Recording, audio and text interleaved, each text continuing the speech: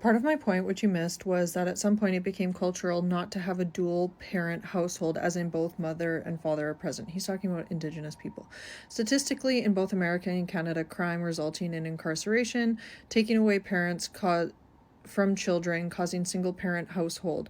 To break that cycle is to break bad decisions, not blaming it on white colonialism from hundreds of years ago. It's called taking accountability for personal free will choices. I'm so glad you brought this up. It's not going to go how you think it. So people who don't know history don't know about the 60s scoop. Now, what is the 60s scoop? When they were no longer putting children so much in residential schools, which you say was hundreds of years ago, but the last school closed in 97. So I agree with you that taking children from their families is bad for the children. It leads to abandonment issues, higher rates of substance use, etc., etc., etc. But they weren't being taken. It wasn't the parents leaving the children. It was the Canadian government removing the children. It was the Canadian government selling Indigenous children. Yes, you have that right. Selling Indigenous children to the United States. Between approximately 1951 and 1984, an estimated 20,000 or more First Nation, Métis, and Inuit infants and children were taken from their families by child welfare authorities and placed for adoption in mostly non-Indigenous households. This mass removal of Indigenous children from their homes, supported by a series of government policies, became known as the 60s scoop. Without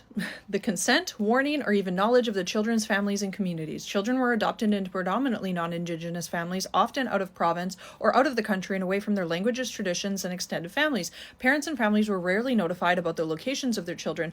Only after 1980, provincial child welfare workers informed bands or communities of the location of children. Many families and children who are a part of the 60s scoop are still searching for their relatives. A woman named Marlene Orgeron recalls the day her adoptive Louisiana parents told her they bought her for $30,000. Her brothers, they told Maureen, were freebies. They told me I should be grateful that they paid anything for me at all. But let's expand upon this. You think that people should have both parents. They should have both parents, and this gives very Christian nationalist, but we're going to entertain this whole thought process. You think people should have both parents?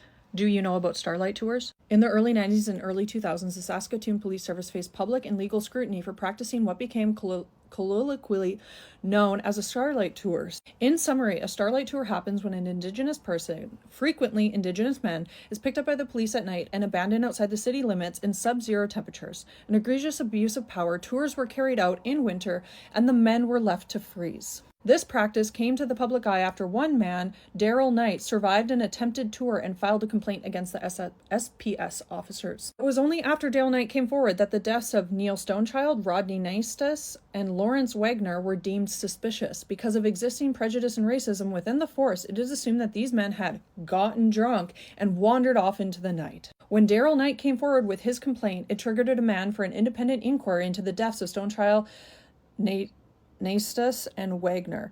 The two officers implicated in the Daryl Knight case were found guilty of unlawful confinement and were fired from the police force and sent to jail for a minimum sentence. Unlawful confinement instead of attempted unaliving. Justice Wright also determined that Stonechild was in the care of the police the night of his unaliving, and they were ultimately at fault for his unaliving. Though no officers have ever been formally charged, the inquiries into the deaths of Naistus and Wagner make no conclusive statements, but is an imperative to acknowledge they are victims of Starlight Tours as well. So they didn't get to go home to their families. They didn't have a choice in that, did they? You want to talk about all the families that got ripped apart because of the Salem witch trials? How many women were unalived because a man didn't like them?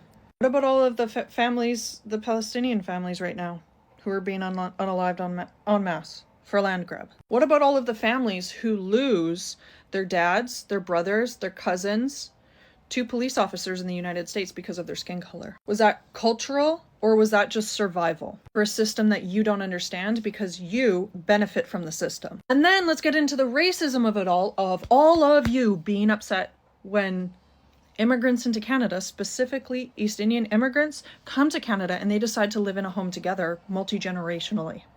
How upset do you guys get? Because they can afford a home, because they pool their resources and actually have community. This wasn't hundreds of years ago. It wasn't hundreds of years ago. There's parents. I have Indigenous people in my comment sections. Their parents, their father, their mother were in residential schools. They survived residential schools. I've had conversations with survivors of residential schools. These aren't hundreds of years ago. And this concept of, oh, it happened so long ago. We talk about what happened in Germany in that area, Poland, all of that, in history class every year, continuously.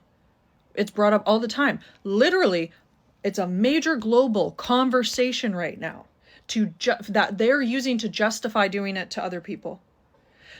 So when is this conversation of, like, when is too long ago, right? Because these people are still alive. That's not history. That's current events. Do you want to talk about all of the dads who abandon their families, who abandon their children, who view children as property? The white men who, when they get divorced, cry that their wife left them after doing absolutely nothing to be a good husband because they expect a housewife from the 1950s and 60s, when those women were taking substances to deal with the abuse that they were suffering at the hands of their white husbands. You want to know why women don't want to get married today?